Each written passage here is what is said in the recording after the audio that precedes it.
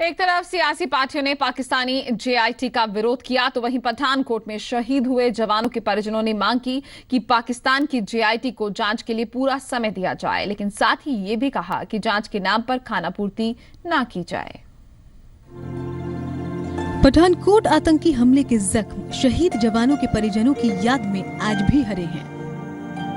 उन्हें देश के लिए जान देने वाले अपनों की शहादत पर गर्व है, लेकिन इस बात का दुख भी कि गुनहगार खुली हवा में सांस ले रहे हैं। उन्होंने भारत दौरे पर आई पाक जेआईटी को जांच के लिए पूरा वक्त देने का समर्थन किया है। उन्होंने स्पष्ट किया है कि जांच के नाम पर महज दिखावा न हो, बल्कि असली गुनहगार को उसके किए की सजा दिलाई जाए। पाकिस्तान तो आई हुई टीम ਨੂੰ ਵੱਧ ਤੋਂ ਵੱਧ ਸਮਾਂ ਦਿੱਤਾ ਜਾਏ ਜੋ ਇਸ ਟੀਮ ਨੂੰ ਦੋਸ਼ੀਆਂ ਨੂੰ ਲੱਭਣ ਵਿੱਚ ਪੂਰੇ ਜਿਹੜੇ ਉਹ ਸੰਯੋਗ ਉਹਨਾਂ ਦਾ ਹੋ ਸਕੇ, ਸਾਰਿਆਂ ਵੱਲੋਂ ਉਹਨਾਂ ਨੂੰ ਸੰਯੋਗ ਮਿਲਣਾ ਚਾਹੀਦਾ। सख्त ਤੋਂ सख्त ਕਾਰਵਾਈ ਹੋਏ ਦੋਸ਼ੀਆਂ ਦੇ ਖਿਲਾਫ ਤੇ ਫਾਰਮੈਲਿਟੀ ਕਿਸੇ भी काम ਵਿੱਚ ना हो। पाकिस्तान टीम है, इसको अच्छे से निर्णय लेना चाहिए, क्या बात हो रही क्या नहीं हो रही, कैसे हुआ क्या हुआ, किसने करा कि नहीं करा, और जो भी है उसको क्लियर सामने ले आना चाहिए। आएंगे तो अच्छे से छानबीन करे, या फिर जो पकड़े उसको जिसने जैसे भेजे थे जिसने करा था कोई। एक तरफ तमाम विरोधी दल पाक जेआईटी के भारत आने का विरोध कर रहे हैं, लेकिन शहीदों के परिवार खुद को इससे अलग रख रहे हैं। वो सिर्फ आतंक की साजिश रचने वालों को फांसी के फंदे पर झूलते देखना चाहते हैं। ब्यूरो रिपोर्ट, जी मीडिया, दिल्ली।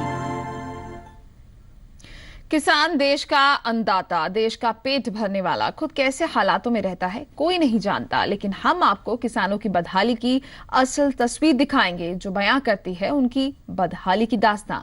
तस्वीर सियासतदानों के नारों की जो किसान के जख्मों पर सिर्फ सियासत का मरहम लगाती है। किसान खुश हैं, किसानों की मांगे मान ली गई हैं, अन्नदाता को हर सुविधा दी जा रही है, वक्त रहते मुआवजा पहुंचा दिया गया है। यानी कुल मिला के किसानों की खुशहाली की तस्वीर सरकारी आईने से दिखाने की कोशिश की जा रही है। लेकिन इस आईने की तस्वीर की हकीकत जानने के लिए जब जी मीडिया ने इसकी पड़ताल की तो तस्वीर बिल्कुल इसके उलट थी। तरन में दावा 6 परिवारों को मुआवजा देने का था, लेकिन हकीकत जानते जानते ये आंकड़ा 9 किसानों तक पहुंच गया, जिनके घर में खुदकुशी की खेती हुई और सरकारी मदद का मातम। हमने आपको गांव लोहका की तस्वीर दिखाई थी, अब आपको तरन के गांव लालपुरा की तस्वीर दिखाते हैं। यह है किसान काबल सिंह का परिवार। काबल सिंह ने सरकारी बैंक से 15 लाख और आड़ती से 15 लाख रुपए कर्जा लेकर 3 एकड़ जमीन ठेके पर लेकर उस पर गेहूं की फसल बीजी थी, पर कुदरत की मार की वजह से फसल तबाह हो गई। फसल तबाह होने के साथ ही काबल सिंह निराश हो गया और उसने 9 मार्च 2016 को मौत को गले लगा लिया, जिसके बाद उसके परिवार की सुध लेने वाला कोई नहीं है।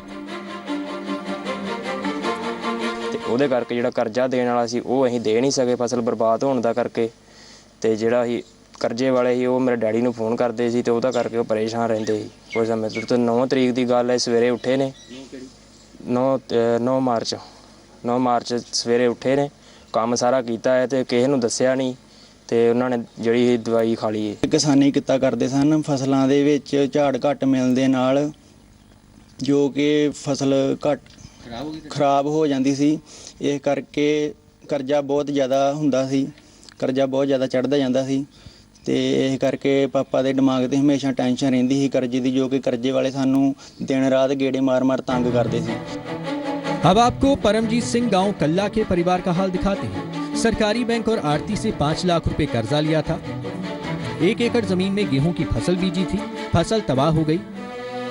5 जून 2015 को परमजीत ने खुदकुशी कर ली। इसी तरह कुलदीप सिंह वासी घग्गा ने कुल 6 लाख का कर्जा लिया था, जो उसने सरकारी बैंक और आड़ती से लिया था।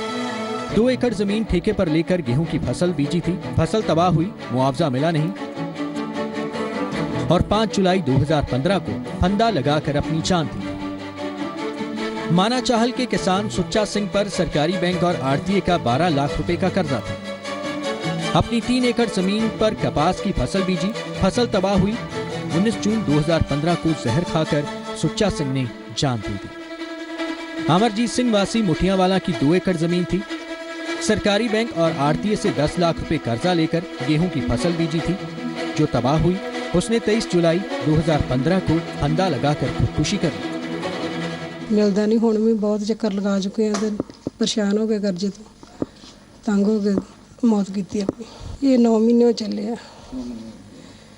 हजे तक ਤੁਹਾਨੂੰ ਕੋਈ ਮੁਆਵਜ਼ਾ ਵਗੈरह ਮਿਲਿਆ? कोई मुआवजा नहीं मिलिया।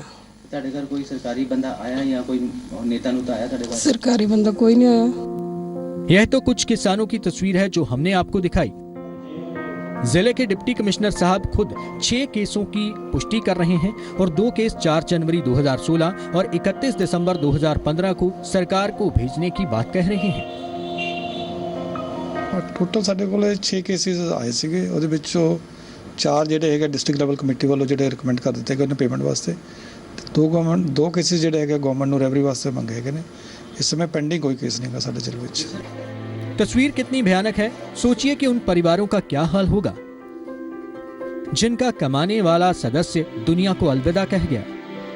सरकारी मुआवजे का इंतजार करते हुए इन लोगों के आंसू भी सूख गए हैं,